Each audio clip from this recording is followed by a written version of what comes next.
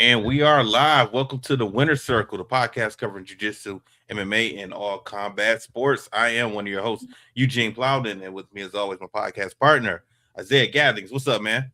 What's up, my brother?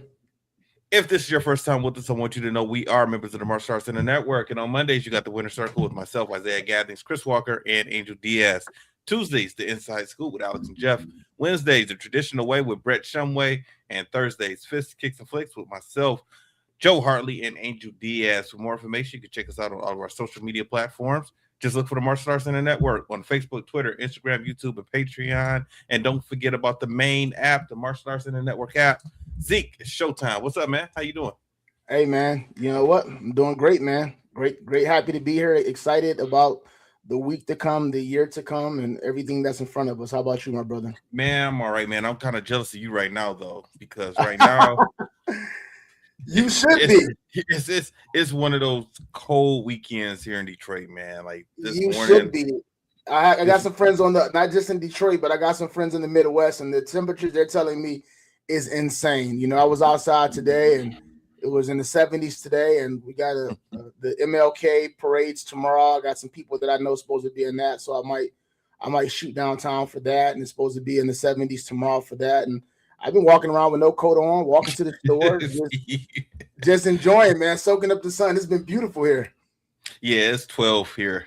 It's 12. Oh my 12. God. And that's the actual temperature, man. I don't even know what the wind chill is, but is that the high? Oh no, the high. You know what, man? I don't even know what the high was. I think it might have been 14. It was. Yeah. Okay. So it's saying 15 right now. It said the high was 20 today. It's sure enough they feel like 20, and the wind chill is 8 degrees. Listen, my cousin put up a post the other day. He's like, snowing again. I said, listen, man, I don't understand how you people can still be enduring temperatures like this. Like the fact that I endured it for as long as I did is just I can't understand it. And the running question and the common question, the running theme is, are you moving back? Would you consider moving back? No, just because of this season right here.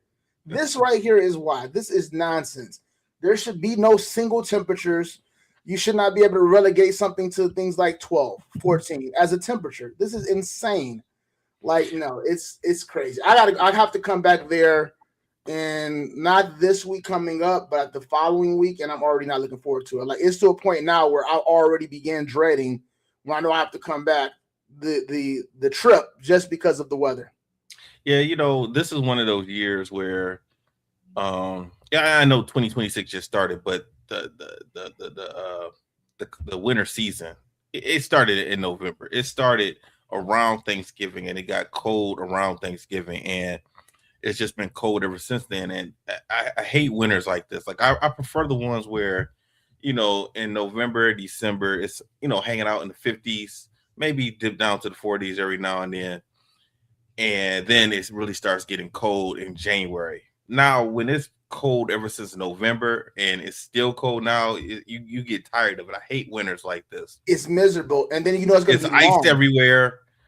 Yeah, go ahead. You know it's gonna be long too. You know it's gonna be long. You know it's gonna go through May. You know it's gonna go through April. I know.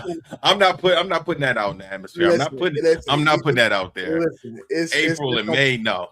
Oh boy, yeah, okay. Then you're being unrealistic. You're at this point. You know what I mean? You're just being hopeful. You're being hopeful. There's nothing wrong with being hopeful. I'm waiting on March 20th or 21st, whatever the first day of spring is. I'm counting down to that, man. You know, I applaud your optimism. It's gonna feel good, man. It's gonna feel good when it's at least back in the 50s again. All right, okay. Well, I applaud your optimism. I ain't gonna rain on your parade. I know my birthday is March 29th, and other than last year, I was at Nationals in Ohio.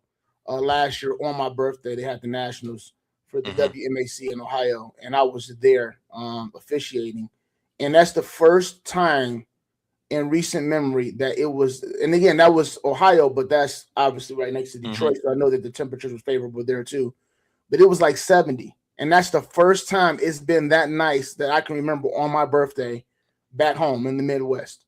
So maybe you'll be lucky again and you'll catch another break this year. We'll see. Yeah, I remember last year, man. Last year at this time, we were just coming back from AKAs, and it was so cold in Chicago last year, man. So cold. I don't Well, I even know meant why. March 29th. I don't know if I said that. Not the 29th the Yeah, next yeah. month. Oh, March Oh 29th. no. Yeah. Yeah. You said that. I don't know why I don't know why I thought you said May though. But anyway, No, so I was in Chicago, man, and Chicago was really, really cold last year. Extremely cold. Like I think the wind chill for last year, man, I want to say like it was -10 or 15.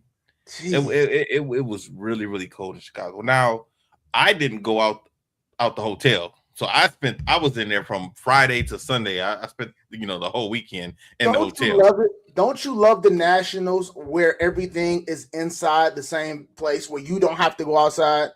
Like you got the tournaments in there, your rooms in there. They have a variety of restaurants in there. They have shopping in there. Like I'm that guy. Listen, I've been to some cities for national tournaments before, and other than the hotel, I didn't see any of the city. Oh, you were in such and such city. Did you go look? No, I didn't go around. You don't even have time. Like if you're there for a tournament, you don't have any time. No, I was there. I was there for a purpose. I didn't have to leave because they had everything that I needed inside. I picked a different restaurant each day to sit down and eat at. We went there. Those tournaments be have you in there all day. A lot of them too.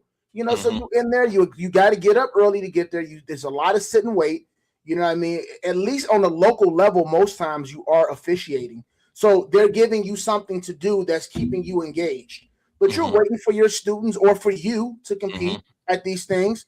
And then after that, you get something to eat. And then what? You know what I mean? If it's a bar somewhere to hang out with in there, you can do that there. I'm not as I get older, maybe I will go and venture out a little bit more because of Uber and rideshare is a lot more prominent than it used to be back in the day when I was hitting the national scene. But I wasn't the type of guy that was going exploring all these cities and states if they had everything that I needed inside of the place that I was at. I love those places. I didn't have to go outside. I was able to get my tournament experience, and I was able to still eat and shop and dine and hang out or whatever else where I was at.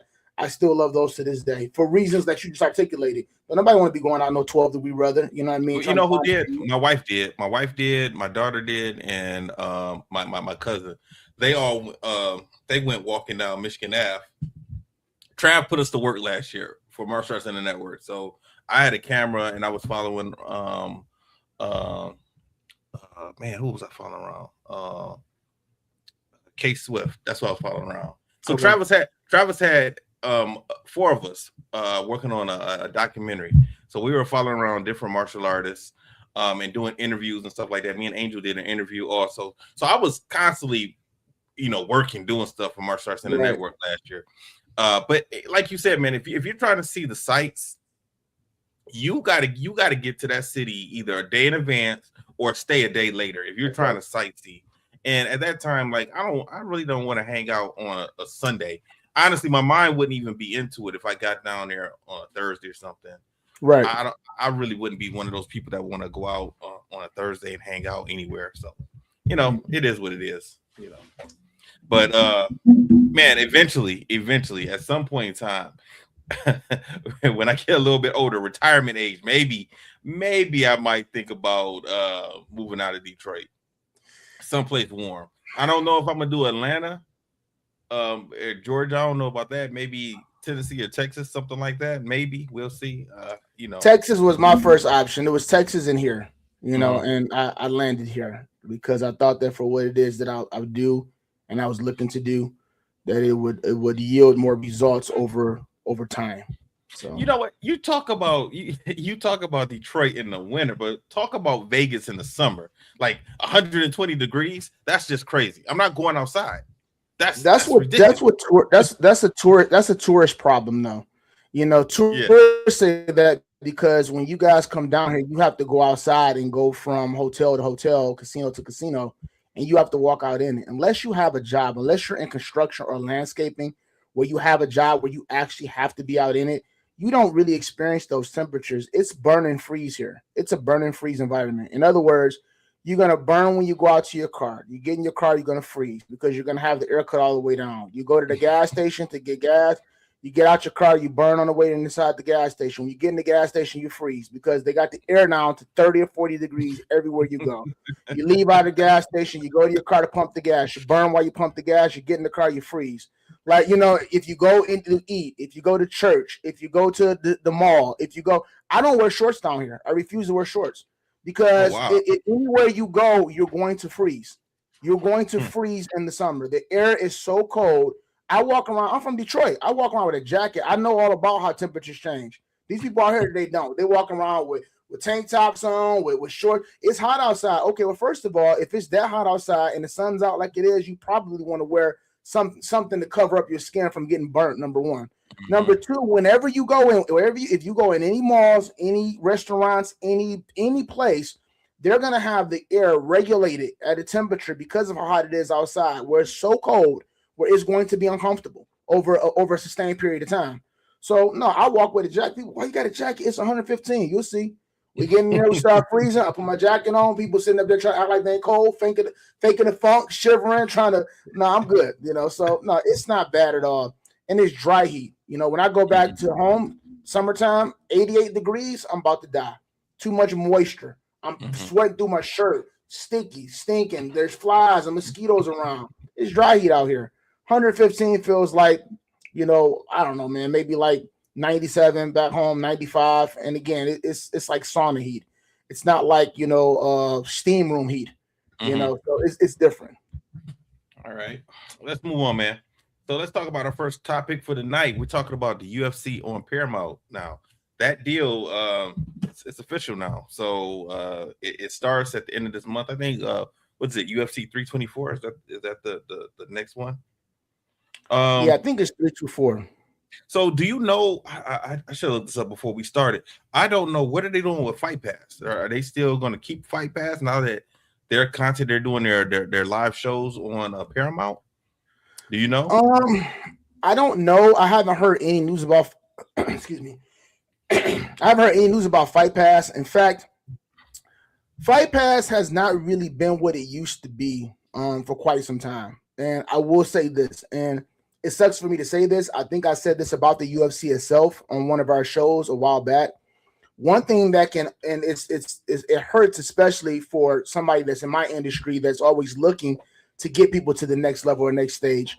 One thing that can hurt anything and diminishes value is increased accessibility. All right. So the more accessible something becomes, the more the value of it decreases, and the more you potentially dilute the pool, because you start to just allow people in there that aren't necessarily of a particular caliber. So UFC Fight Pass started partnering with a lot of local MMA promotions. Mm-hmm. And back in the day, it was a big deal because you're like, oh, you know what? If you want some exposure, my MMA show is going to be on UFC Fight Pass. And then the promoters would pay into it. It made sense financially for the UFC or whatever kind of way they brokered it. I'm not really 100% sure. But it gave people exposure. So that way you can say, well, I'm fighting on UFC Fight Pass, even though it's just your local level MMA show. People who couldn't or wouldn't come and see the event, they can just watch it on Fight Pass like they'd be able to watch an actual UFC event. I find that when that started happening, that's when it really started to plummet. People didn't really care about it as much. They started scrambling for programming and just letting anybody on there and anything on there. And then at that point, it became, number one, the quality of it diminished. Number two, to your point that you brought up before about why you're not a big MMA fan anymore, it began to oversaturate it. So not only is it too much MMA, is it too much grappling, but it's now 50 to 60% of it is bad, right? And then on top of it, you're just putting the UFC archive on there of all of the old shows that I've already seen. I know and realize what the outcome of those things are going to be. That's only going to have so much value. And then they stop putting the new content on there. So you still have to pay extra for a lot of the new stuff. If you want to watch the Ultimate Fighters, that might be on there, but you wasn't getting any of the new pay-per-views or anything like that on there. So it was like I think the new pay-per-view, but I think they do show up, but is it after? It's not live. Is it the next day or the next week or something like that? Yeah, it's not live. It's when it's old. It's old tomorrow after it's over with, right? Mm-hmm. Social media makes it old, right?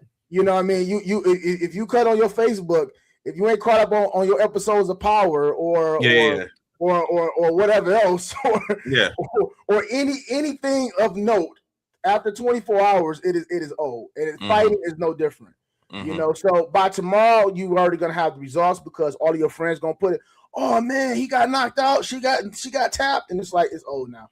So I can watch it and see how the fight played out, but overall, you know, these are the type of things you want to see in real time. You know what I mean? So yeah, they will put it up, but it would not be live. So I don't know if they still have that deal. I wouldn't imagine that they would, because I don't think Paramount would allow them to be able to kind of split their focus like that.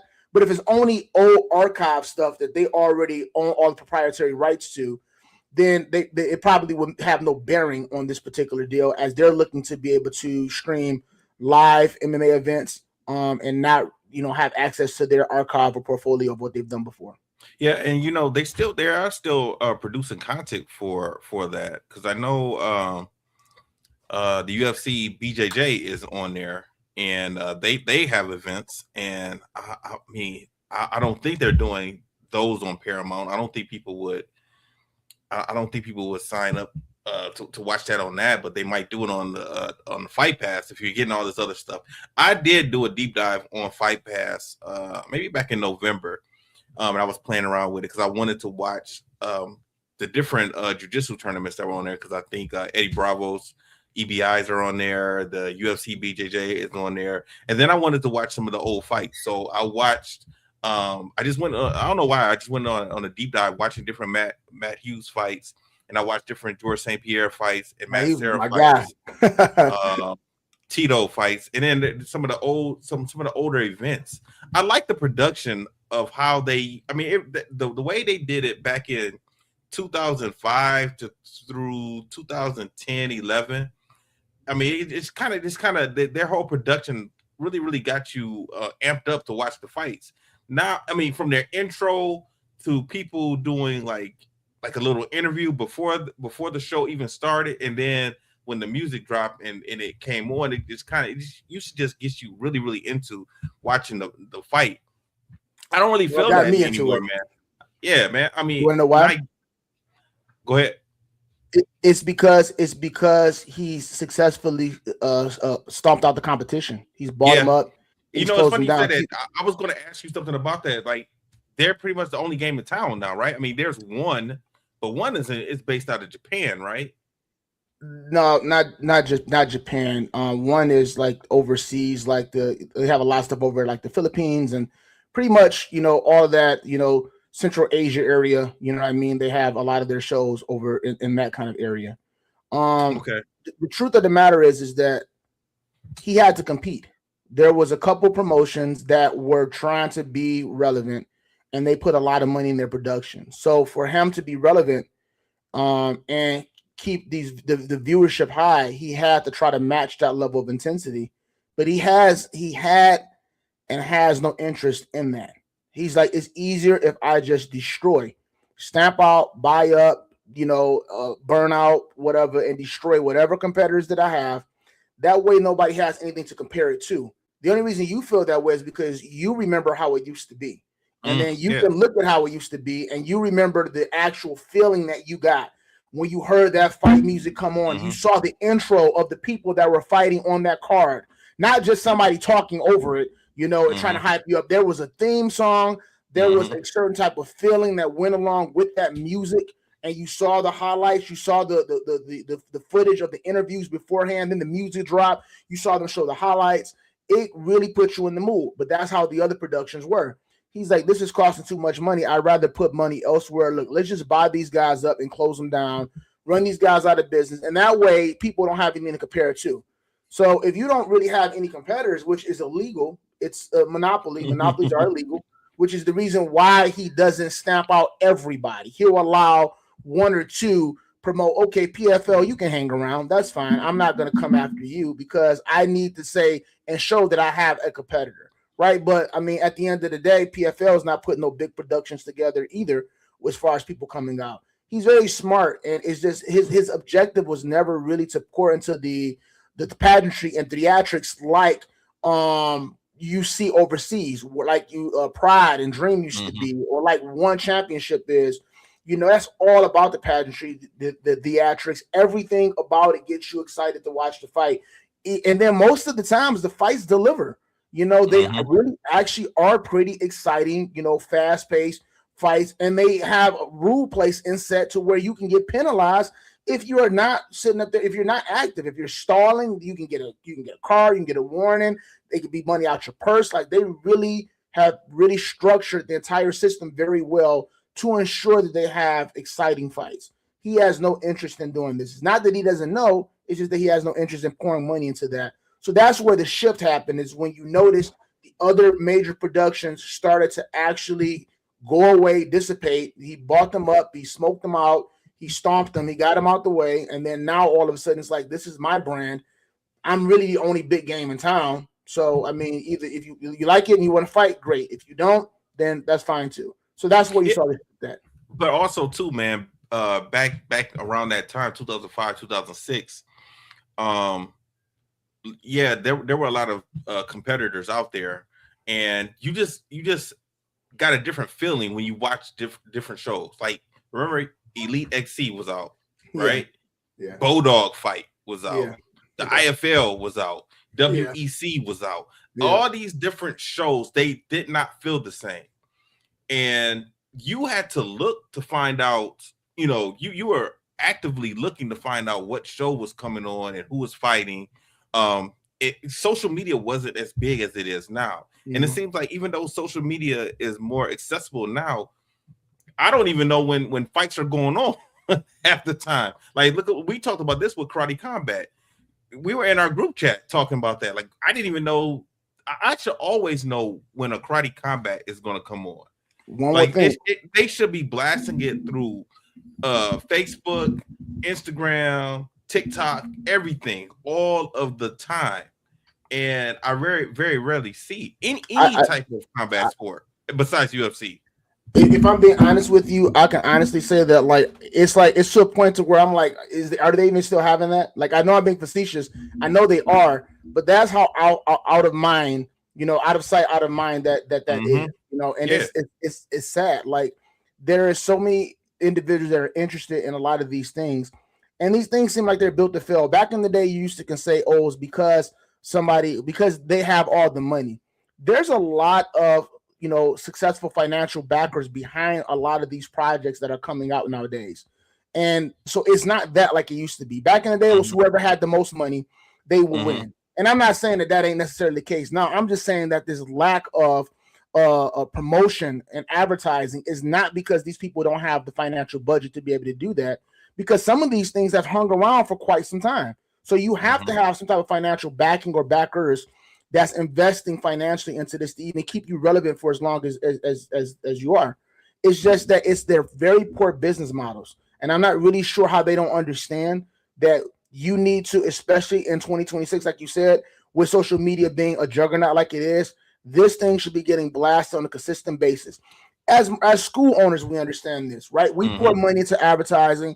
I want my Groupon or my flyer to pop up every single time, people go on their Facebook or whatever else. We know this, and we're small time working with whatever small budgets that we have allotted, for our schools, or sometimes out of our pocket change. How do these people have these millions of dollars and they don't understand that there is a vast community of people who just don't know when your next event is going to be, or if you are even still having events. And this is the reason why it's affecting your relevance. So I totally agree with you.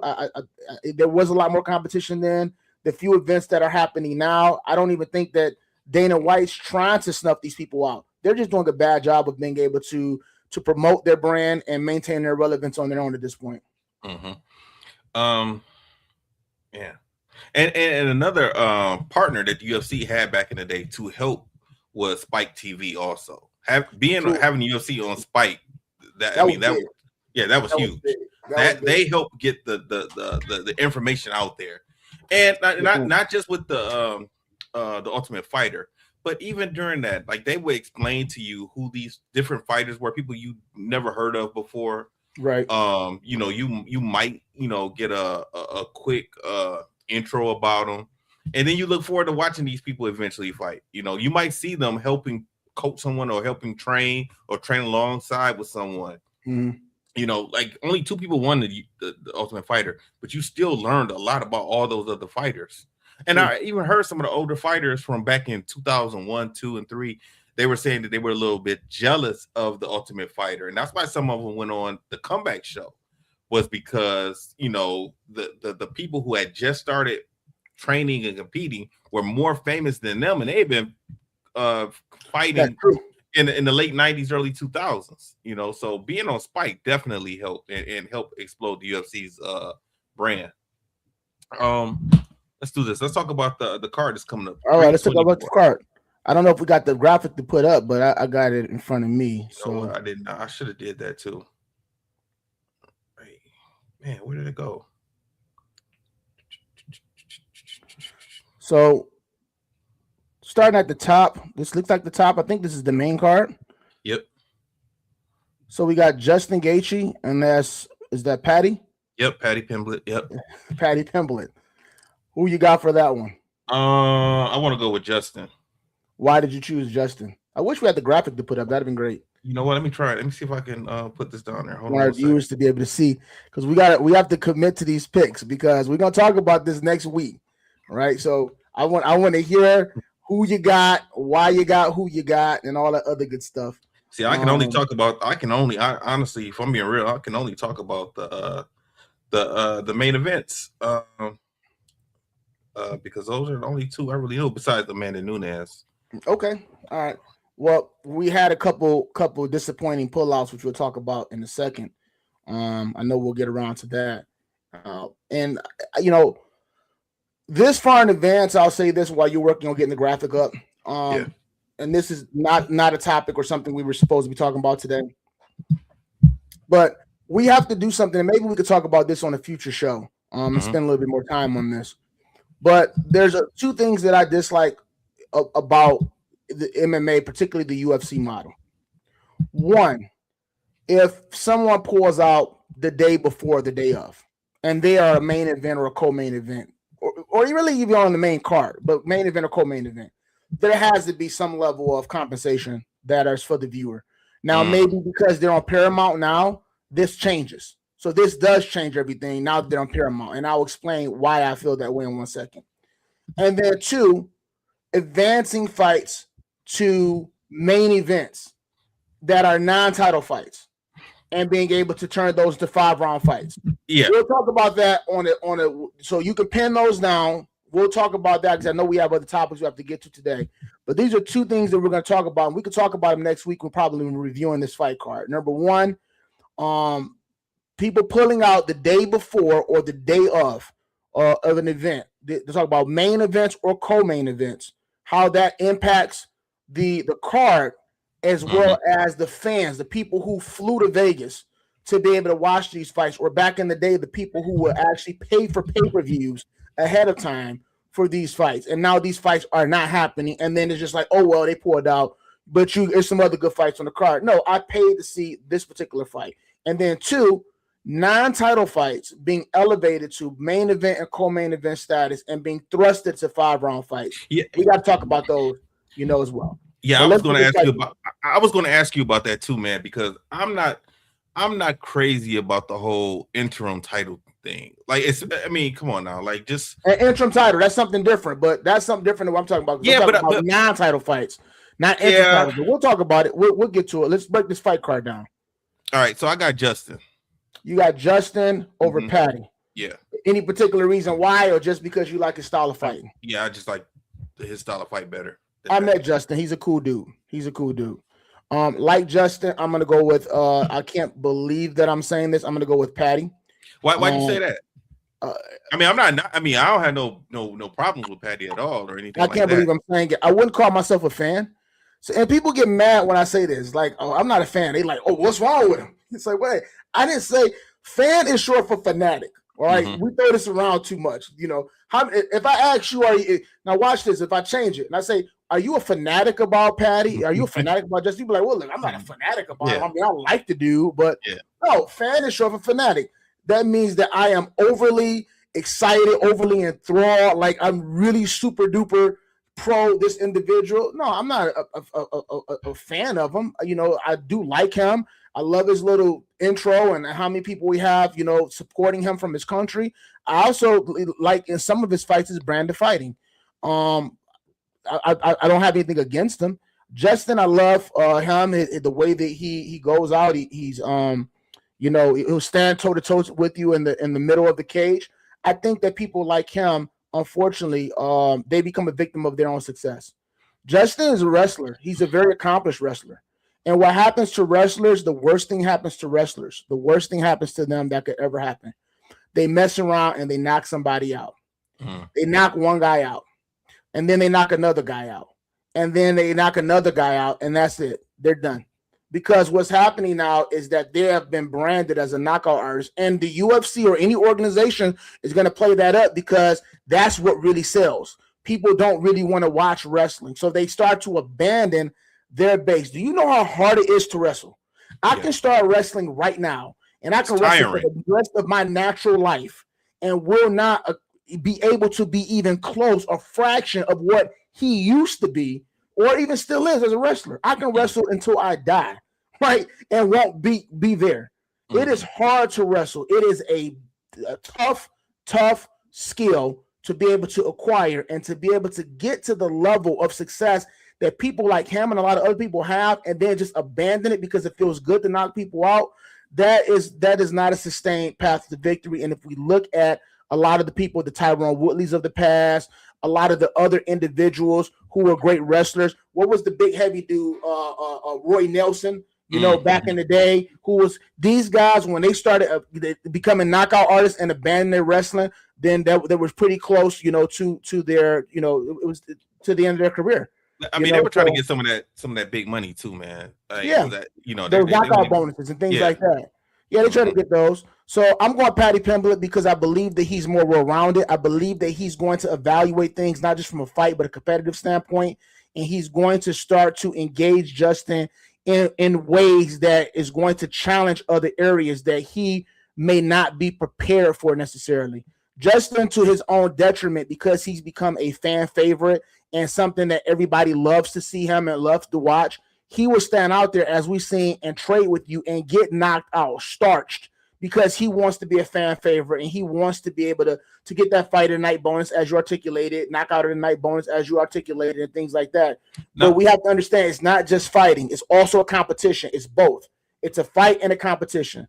My objective is to take my opponent where they are weakest or where I stand to have the better advantage. And even if we're both well-rounded, if I know that you want to stand, if I choose to stand in front of you and I get knocked out, that's an unwise move on my part if I have more tools and weapons that I can use or a better path to success. So I believe that Paddy's going to be smart enough to be able to try to wrestle a little bit. He's not going to stand just in front of Justin. He has great submissions as well, right? And he's going to put Justin in some positions that is going to force Justin to fight in ways that he's just not necessarily comfortable in doing. You know, these guys will lie to you in their interviews. Well, I can take the fight anywhere. If the guy wants to wrestle, I can wrestle him. If he wants to submit, I'm a black belt. But then you see him standing in the middle of the cage. They won't shoot a shot.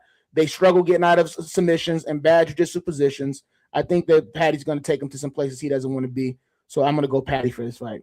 And this is a interim title. This is for the lightweight title. Also, that's what I was just looking up. Is it? I didn't know that. Yeah, I just went to UFC, UFC.com. Interesting. Okay. So I'm going Paddy. All right. Now this one, I don't know. Sean O'Malley against Song. Because I have seen both of them fight. I've seen Sean fight more, but man, didn't Song knock somebody out? I gotta think about that, man. You go. I don't know who I'm going with. Sean O'Malley versus Song. This is another situation, and it's funny that they're fighting out of the same corner because this is another similar situation to the Justin and the Paddy situation. Love Sean, love the theatrics, the pageantry when he comes out. Love his swag and his demeanor and his attitude. He again, another guy that actually is pretty well-rounded, believe it or not, but has been branded as a knockout artist. And I think that, I don't know if it's just the UFC, it's the public that does this, but they will brand you. And what happens is I think that they psychologically paint you in a corner. You know, I tell people when I was fighting, I tell them like this. I'm like, look, if you coming out and you watching me fight, you're doing this for one of two reasons, or maybe both. One, because you know me and you're coming out to support me. Great. Mm-hmm. Let me explain something to you. All right. I'm not exciting. I'm about to be boring as I don't know what. So if you're excited to see me fight, I'm talking about MMA and kickboxing, not sport karate, and even sport karate, right? You know, but if you're coming to an MMA fight to see me fight or kickboxing, it's because you're coming to support me. So if you're excited because you know me and you see me doing my thing. But the fight's about to be boring because I'm only concerned about two things: safety and success. That's it. I don't care nothing about your entertainment level of value. I'm out there. I'm in there with this grown man. This cage is locked. I'm in this ring, and I'm supposed to be worried about you having a good time? No, it don't work that way. I'm not about to get my behind kicked and starched out here and hurt, be in the hospital for 3 or 4 months. I'm about, did you have a good time? No. Listen, it's a lot of other fights on the card, so hopefully some other people on there that you would like to see as well, because I'm not going to be excited. You know, a lot of these guys, I think that they get branded, they get painted in the corner, they get pushed to a perspective to where they feel like they have to be these exciting fighters, and then over time it falls to their detriment, because just like anything else, UFC, what have you done for me lately, right? You start losing a couple fights, even if it was exciting or not. If you're on a 2 or 3 fight losing streak, they still gonna throw you out. They'll still get you out. You can be the biggest company man or whatever in the world, but if you string a couple of them losses together, they're gonna get you out of there. Yeah, Sean O'Malley's exciting. He's well-rounded, I believe. I believe the Song is really a great wrestler. He's strong, man, as well. Yeah, this was going to be a very tough fight. This is going to determine. This fight's going to be determined on how Song approaches it. If Song chooses to wrestle, or if Song chooses to stand in front of Sean. If he stands in front of Sean, Sean is long. You know what I mean, and he has a great jab, a good defensive wrestling. So if he waits later in the fight to start trying to shoot shots after he's really started to establish that jab, Sean established that jab, he'll be shooting shots out of desperation and he won't get them. He's going to have to start shooting immediately. Chael Sonnen style back in the day. Like, I'm going right out there and I'm going after you. Matt Hughes style. I'm trying to shoot and get you down early to get the psychological advantage. Sean's not going to work well off of his back. And if he keeps him down in round 1 and does a little bit of damage, gets him down again in the second round, you know, it'll be an easy path to victory. But if he tries to stand with them, you know, and see how it goes, and then say, okay, it's not going well, let me change levels now. Sean's got those knees. Sean's got those uppercuts. He's got that long jab. It's not going to go well. Because I don't know what Song's game plan is going to be, I'm going to go Sean, but it's only going to be if Song doesn't really aggressively wrestle. If he aggressively wrestles from the beginning, I think he'll beat him. But I don't know if that's what he's going to do. So I'm going to go Sean for this one. So I wanted to look something up before I said it to see if this changes your perspective. Sean has lost his last 2 fights. Mm-hmm. So he fought Merab. Those were his fights. The last 2 he fought Merab and he lost 2.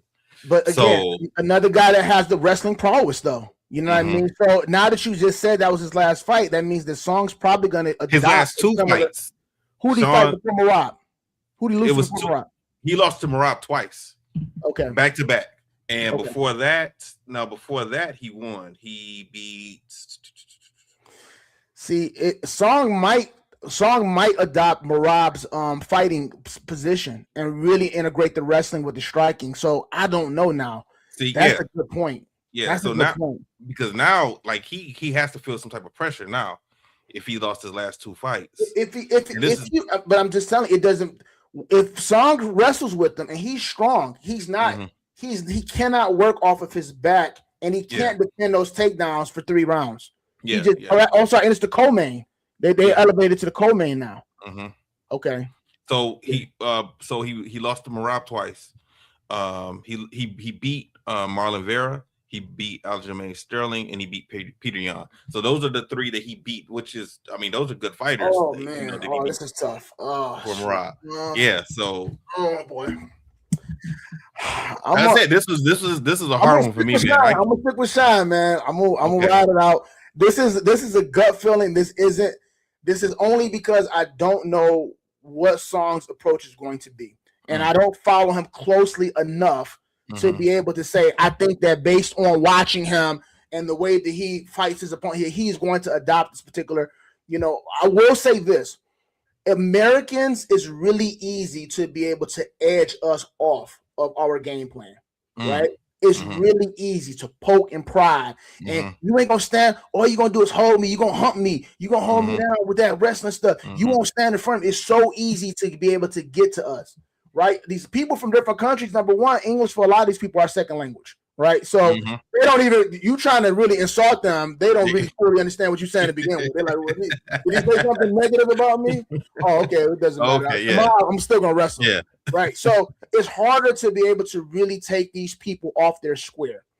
As long as if that's a part of his game plan and he cannot be derailed, then I think he'll win. And I think he'll win. I'm not saying he'll finish him, but I think he'll win convincingly the rounds he wins. But just because I don't know enough about what I think he's going to do, I'm going to go with Sean. But that's just more of a fandom than it is an educated coach's perspective. So we'll stick with Sean. I'm gonna go now that I looked at that. I'm gonna go with Sean only because he is going to feel like I have to win this fight. You can't, like you just said earlier, you can't lose 3 fights in a row. No, not in the UFC. It doesn't matter who you are. It doesn't matter how high up you are. They will. Now they may give him some leeway because they were 2 to the same person and they were back to back and they were title. These are high contention fights, so they may give him some leeway. And if he loses this one, they may give him one more, especially because of how fan favorite he is. But no, absolutely not. What I will say though, not mean to cut you off, is that that motivator doesn't work well for everybody. And I was talking to somebody about this recently. Desperation is not always the best motivator for every single fighter. Like think about it. Like, you're going to lose. He got Lambos. Now I ain't saying he ain't got no money. I'm not saying he ain't invested. I ain't saying he's stupid and his money ain't working for him. But you're talking about going in a totally different tax bracket potentially. If you haven't spent and invested your money well over time, you have a family now. You got a wife. You got kids. And then all of a sudden it's just like, oh, if I lose this fight, I may lose my livelihood. You know what I mean? As I know it, and have to be trying to work to get my way back in this position. That level of desperation, that level of motivator, it doesn't work well for everybody. It can work against certain people. So I don't know how he would take something like that. If this is a backup against the wall fight, this does not always bring out the best in every person. It's a special person for desperation to be a strong motivator for somebody to go out and perform next level. So we'll see. Dang. Let's go to the next one. I have to go with Derrick Lewis because I've never seen Waldo fight before, so I'm going with Derrick Lewis. And I know that brother can hit.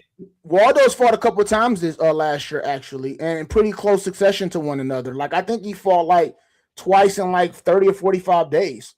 Wow. He's a heavyweight. I believe he's the one they call Salsa Boy. I can't remember because he likes a big guy that likes the salsa. You know what I'm saying? After he wins his fights or whatever. He has potential. One thing I'll say about him is that he's not going to do something that he doesn't know how to do. Like, so you won't see him out there trying things and doing things that isn't a part of his repertoire, that can lead him to success. Some people get out here and they start doing stuff that they ain't got no business doing. They don't stick to what they're good at. He's not really one of those people. He's a stand-up guy primarily. He does have the ability and he will have the propensity to shoot a double, every now and again, and change levels on people and surprise you. He doesn't do it often, but he is smart enough to understand, like, what? I need to be at a close distance. You know what I mean? I'm getting overwhelmed. He will get in and tie up with you or shoot and try to change levels on you. That's important when you're a primary striker and you're going against somebody who is a striker. You have to be able to say, I need to be able to, like what I said for the Paddy and the Justin situation, you have to be able to say, I need to take this fight somewhere else from a competitive standpoint, rather than let my ego have me standing in front of this other man who's known as a knockout artist, has the most knockouts in UFC heavyweight history. And I need to make sure that I have other dimensions to my game so I can take this fight somewhere else. I think that Waldo at some point in time will use the striking to try to set up a takedown. Derrick still has not developed that part of his game. He's too comebackish. You know what I mean? He's had so many of those in his arsenal. to where sometimes we can get arrogant, right? Like the Chicago Bears, like we losing, and then in the fourth quarter we come back and we do it so often that it becomes a part of our moniker and our DNA until it doesn't, right? So I think that he will try to at some point in time take him down. I just think that Derrick's experience, his power, will overwhelm him, no matter what. I don't think that Waldo's takedowns are good enough to, even if he secures him, the takedown, to be able to keep him down. I don't think he knows enough when he gets down there to take Derrick down. I think Derrick's fought better people before who were better takedown artists. And if he did get taken down, he's found ways to get back up. With him dropping the weight that he's dropped, I feel he's moving better, which will help him to be able to stuff a couple of those takedowns or work his way out of those positions. His stamina has increased because of it. And he just has too much experience fighting so many experienced individuals. Waldo does slow down and he does gas out as well. So I'm taking Derrick. That's not good. That's not good when you fight a knockout artist. Yeah, so I'm taking Derrick. Because when those hands go down, lights go out. Yep. All right. So why did they got Rose on here twice? They have her down here against Alexa Grasso, and then she's fighting Natália Silva. Alexa pulled out. Okay. So the new fight is Rose versus Natália. Okay. I'm going with Rose. I don't know a lot about Natália. If I seen her, I would. I just saw this today about this, so I haven't had an opportunity to be able to take a look. I'm sure I've seen her fight. One thing about here we go again. I wish Angel was on here so we can start laughing. One thing about the Brazilians, you just can't trust them. Like blanket statement. I didn't mean that. Like this somebody's gonna use this as a soundbite. I hope they do. You know what I mean? Like you can't trust Brazilians. Like that was not supposed to come out that way. That was not. So I'm gonna put some contextual background behind this, because if somebody uses a snippet, it's gonna look bad for you later in life, right? You can't trust their cardio. They have all the skill in the world. But their cardio over a sustained period of time just does not hold up. And then they are the epitome of individuals who created, cultivated, perfected jiu-jitsu, Brazilian jiu-jitsu, and they don't get out there and use it because it's a part of their culture. So they're so arrogant. Like, oh, I've come up doing that. I've been doing that my whole life. Like, if we get in that position, I'm okay in a situation.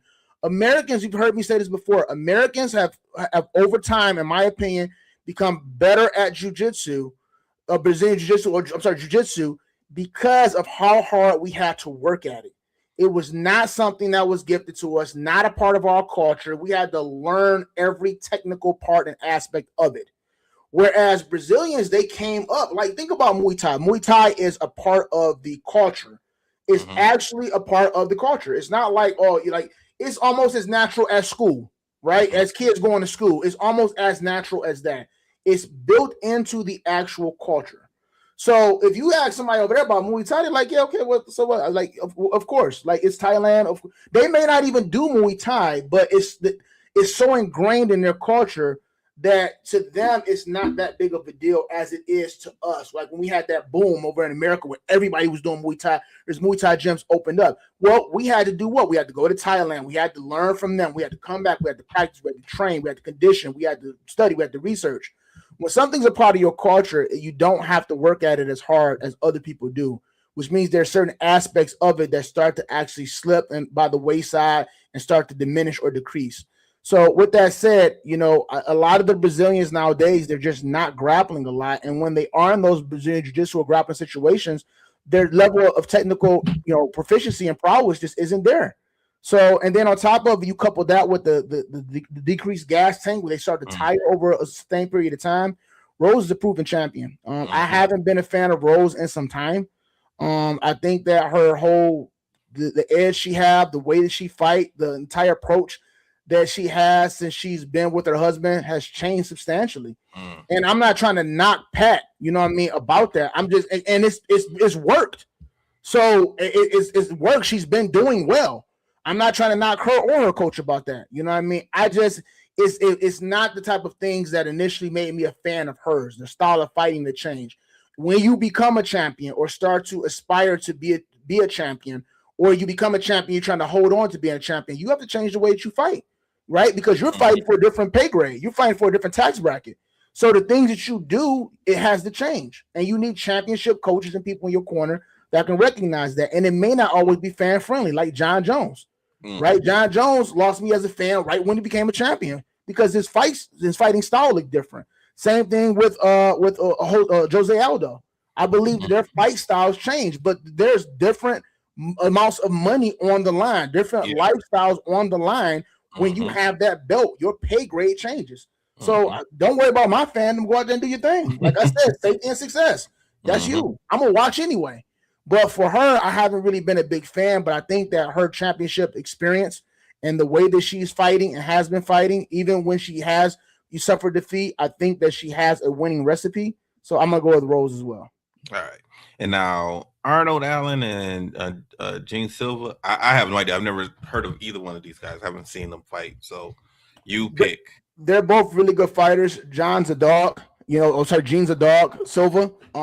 And he's a part of that fighting nerds culture, which if you haven't been watching, they have this team that's dominating. You know, they have all of these eras where they have people that are dominating. They had the Gracies for a while, and then they had, Chuck Liddell. But no, I'm talking about the era of teams. Team. Okay. The Black Zillions. Remember they were big for a while, and nobody could beat them. And then you had the Khabibs, everybody from everything, and nobody could beat them. So now it's the fighting nerds. That's Brazilians, the Brazilians team for the most part.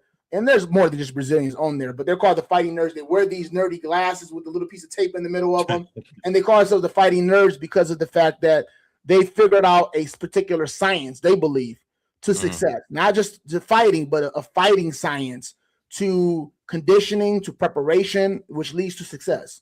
So they call themselves the fighting nerds, the way that they break things down analytically and scientifically to be successful. He's a part of this. He impresses me every single time he fights. I think that he's going to go out there. He's going to pull out the victory for sure. All right. Now so we have our picks. So stand by these picks, and then next week we'll see how it turns out. All right. Next topic: one step. So your professor's perspective this week is going to be about one steps. And we were talking. We're texting each other, and we were talking if one steps were still relevant. And I have taken one steps out of my curriculum for the most part. For my white belts, I have my white belts do our first 4 one steps. I teach them that at the white belt level, only so they can get used to working with a partner and having someone punch at them or kick at them, and then they have to block and defend and working on being a good teammate. So that's why I have my white belts do it. But then once they go to gold belt, their self-defense stuff is the jiu-jitsu techniques. So I took those out. Now, like I told you before, there were a lot of reasons why I took them away. The first time I took them away was because it was during COVID. No. The very, very first time I limited the one steps that the Plowden curriculum did, because I had a group of kids and the ages were just too vast. From 12 to 4 were all in one class when I first started teaching at my school. And man, I would fix them the 4 year. We're all going to do it together because I'm all teaching them all at the same time. And I have everybody in their stances, and they're in fighting stance. The other group are standing at attention, and when they step and punch, some of the 4-year-olds are punch with the wrong hand. The other people are stepping back with it. And so by the time I'm switching, I'm fixing each one. The very, very first student that I fixed was not standing the way that I wanted them to stay. And it switched feet, or went and talked to mom and came back, and so it was a total mess at first. Then I had COVID. When COVID happened, I'm doing it on Zoom. And then when the summertime during COVID 2020, we got back in we got back face to face, but we were at a park.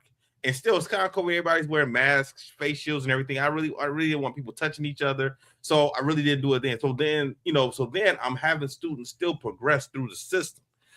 I did not want. So when I had my group, my black belts, I wanted to get them caught back up in doing the one steps before they did their tests. So as I'm going through that process, I decided, yeah, you guys are going to be the last group to do these one steps, because now you're not learning them through each belt level. You're doing them all at one time for the black belt camp. And they still nailed it. They still got it because, my first group, they were in black belt camp for about 1.5 years, 2 years. So they still got it, but it was just like, I'm like, man, I'm spending my time doing a lot of this, which is nice for demonstrations. But these techniques are not realistic when it comes to defending yourself or doing a fight. So that's why I kind of pulled back on that and incorporated the jiu-jitsu techniques. But I know you have a different way of doing one steps also, because we talked about this before as far as coming up. So why don't you talk about your one steps, how you have your students doing? So I chose to do this as my professor's perspective. Do you want me to pull it up now, or do you want to talk? No, not quite, not yet. Okay. So I chose to do this as part of my professor's perspective because, so for those who don't know, I have multiple black belts. It depending on how long you've been following us. One's an 8th degree black belt, and then the other's a 1st degree black belt in Brazilian Jiu-Jitsu. So I have 2 black belts. The 8th degrees in traditional martial arts, and then obviously the 1st degrees in Brazilian Jiu-Jitsu. In Jiu-Jitsu, when you're a black belt, they refer to you as professor. So the majority of the things that I was doing for the professor's perspective is that if you are a black belt and you're an instructor in Jiu-Jitsu, they call you professor once you're a black belt. So mainly what I've been doing and I've been contributing has been Jiu-Jitsu stuff over the past year. But because I have multiple black belts, I do have multiple perspectives of things outside of just Brazilian Jiu-Jitsu, and I wanted to not only go through Jiu-Jitsu things this year, but also expound on some other things from kickboxing standpoint, because I have kickboxing and MMA fighters, traditional martial arts, and things like that as well. So I want to make sure that I clear that up. I chose One Steps this from my perspective this time because I believe that it's something that as we enter into a new year, there's something that we need to talk about. There's certain things that are still relevant. There's certain things that's antiquated, and there's certain things that we do just out of tradition, just out of the respect of the tradition, the heritage. It's been passed down from generation to generation. I don't want it to stop in my generation. I'm going to continue to pass this down. But again, certain things have relevance. It has purpose. Certain things does not. So the question is, in 2026, do you need One Steps as a part of your curriculum? Is it something that adds value to it? Is it something that you need, or is it something that you can eliminate? And then also, if you do have it as a part of your curriculum, does it realistically lead to a student learning how to fight? So from a one-step perspective, does it lead to a student know how to fight? Now, if you're watching this and you're an MMA person or a jiu-jitsu person or kickboxing, you don't know what One Steps is, you'll see a video in just a second, not quite yet. You'll see a video, and it's basically, we have to remember that traditional martial arts is rooted psychologically in integrity. It's from an integral standpoint. And that is where our downfall oftentimes come. Because when we're around people inside of a dojo or a dojang for as long as we are, and we're bowing and we're saying yes, sir, and no, sir, and then we fight, even though we are fighting, we're practicing fighting, we're fighting a person that is going to care about our welfare, our well-being. They're going to be respectful. They're going to be integral. All things that do not transpire in the fight. People don't always agree to fight. People aren't going to be polite. They're going to cuss you out. They're going to talk about your mama. They're going to push you. They're going to spit on you. They're going to fight dirty. They're going to do things that we simply do not teach and people do not account for. Even when you try to implement it in your martial art programs, you still can't replicate the way that these things are going to happen in real time, the psychological damage, a component that these things are going to have, and emotional triggers before you actually have to fight. One Steps is an agreed situation where you stand in front of somebody, you both get a ready position, somebody steps back, blocks down, they key out. That's the challenge. They're saying, hey, when you're ready to accept this challenge, you key out, and then I'm going to come at you, and then I'm going to throw a technique. And in most systems, this technique, depending upon your stripe or your belt, is a particular predetermined technique, a reverse punch to the solar plexus, a reverse punch to the bridge of the nose, reverse punch to the groin. And the person steps back, they block it, and then they have to follow up with certain techniques. It's akin to us being in the bar and they're saying, hey, you know what? You're talking crazy. You want to go outside? Yeah, we can go outside. And we go outside, we put our hands up, and I say, you ready for this? Yeah, were you ready? Okay, here I come. Like, that doesn't happen most times. Every now and again, maybe you've seen this in a bar with two guys that have decided to go outside, and handle the situation, but it don't always happen like that. Sometimes somebody's done something crazy, dude just turn around, swing, hit him upside his head, and before you know it, you're in the middle of the fight. You hear furniture moving all over the place, people screaming and falling and running around. That's much more realistic, right? So with that, now that you understand that what One Steps is two people agreeing that they're going to engage. One person steps back, prompts the other person. The other person, kiosk saying they're ready, and then a person comes up and they attack. So when we ask, number one, are they relevant or do we need them in 2026? The answer is no. You don't need One Steps, in my opinion, but it depends on how you teach it in your system. That is the determining factor. And as Gene just brought up, the way that I teach them is really different than how a lot of other individuals do. The second thing is, does it translate into a person becoming a better fighter? I believe that One Steps, the relevance, if you still teach it in your academy, like Gene just said, that it has is it helps to get a person accustomed to seeing a person advance towards them and throw a technique. That is, it's throwing cold water right on the face. If the first thing you do is you put gloves on somebody, and then the person's never fought at all before, kid or adult, they've never done anything physical, and then you say, okay, this person's going to come and attack you, go. And the person runs and starts punching with this big red or purple or blue glove at your face, and the person's going back like, what's happening? Like, this is, so it does give an introduction to a person being able to get accustomed to a person advancing towards them and striking. It does help in that regard. So you could do it without it in your curriculum, but it depends on how you teach it and why you implement it in your system. Let's play the video now, please. So I have two videos. This actually happened at one of my black belt testings afterwards. I was explaining One Steps. Is this the one you want to watch first or the next one? It doesn't matter. Okay. That's my instructor in the black. The lady in the back's Miss Tony. She was actually testing, and they were doing One Steps, and we got up. We normally don't do demonstrations at testing. The guy in the back is Darius. He's sitting down.